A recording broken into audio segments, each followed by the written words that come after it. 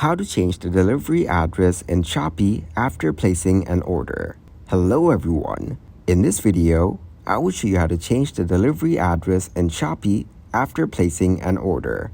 First, open Shopee.com in your web browser. Next, select your country to continue. After that, browse for the product that you want to buy. Once you have selected the product, click on the Buy Now button given on it. Then, log in to your account to continue.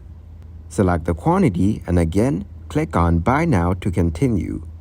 Click on the Checkout button. Now here, you will be asked to add your address. Make sure to add the correct address as you cannot change it once the order is done. Continue to complete your order.